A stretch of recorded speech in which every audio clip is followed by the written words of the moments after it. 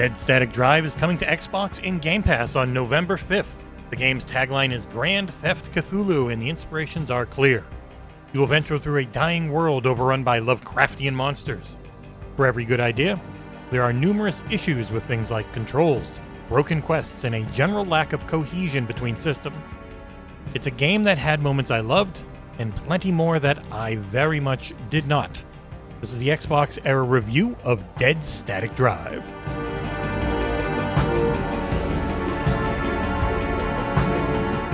The premise and look of this game are fantastic. I love that it's a mid-80s American Southwest that is slowly being overtaken by nightmarish monsters.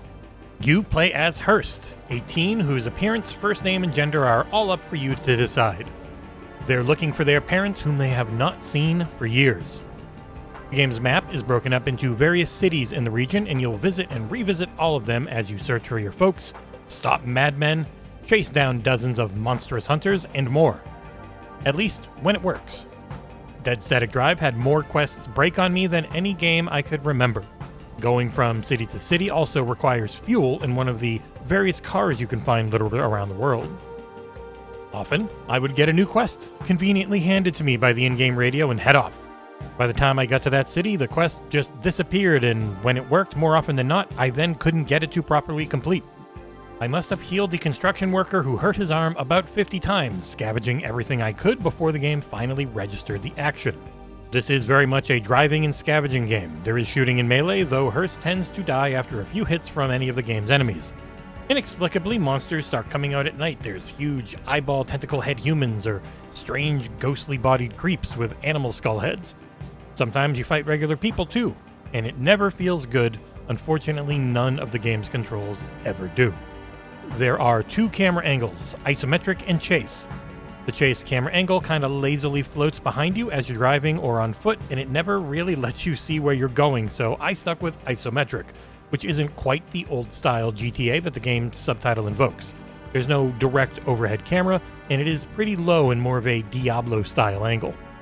Gameplay primarily consists of driving various insanely fast cars or buses. No matter what you have, they can go from 0 to a billion in a matter of seconds and love to flip over. I barely held down the right trigger and had a bus zip off like the latest model Tesla. Every vehicle has a health and fuel stat that you'll have to worry about. To refill your fuel, you'll need to drive up to one of the 14,000 gas stations in the county, pick up the pump, and move over to the back right of the vehicle.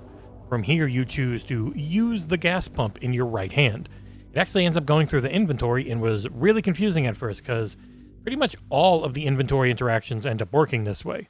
You'll have to repeatedly move and use and reload and heal and everything using this grid-based system that I think is probably a lot more at home on mouse and keyboard.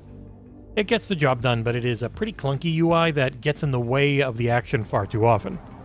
The game really wants you to figure out everything on your own.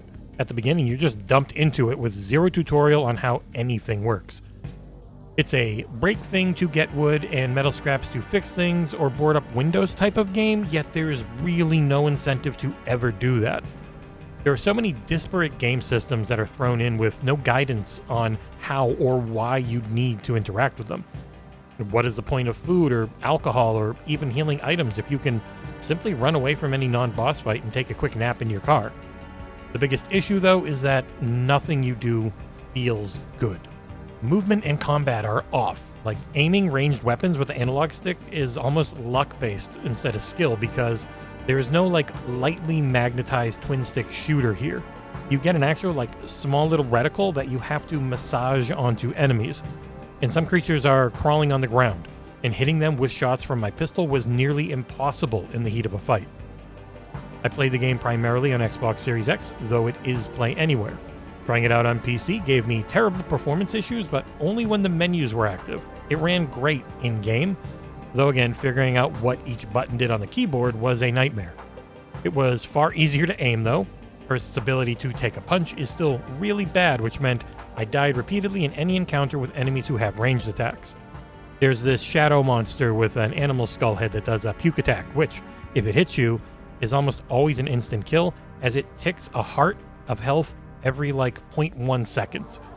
The gameplay is so poor and broken that it really breaks my heart because the look, feel, and music of the game can be damned cool, though the latter is also broken.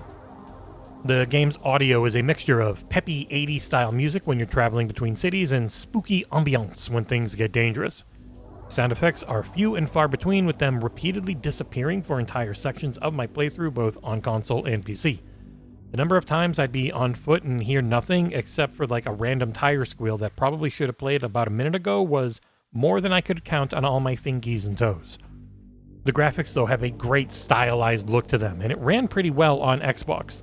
There were a few times where textures started to pop and shimmer when I attempted certain interactions. The worst, though, were the numerous times that fire didn't render, and so either my main character or the party members that I was with that I'd picked up along the way would just be set ablaze and die pretty instantly.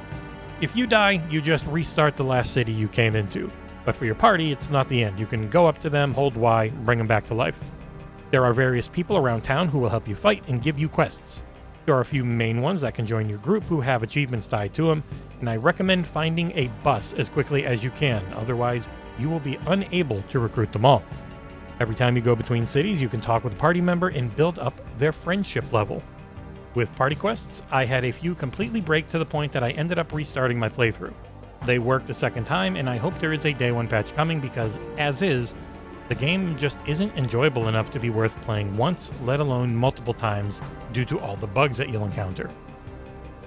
Wrapping things up, Dead Static Drive is a pretty and broken game. The poor gameplay mechanics and constant issues with quest progression further drag down what is otherwise a disappointing title.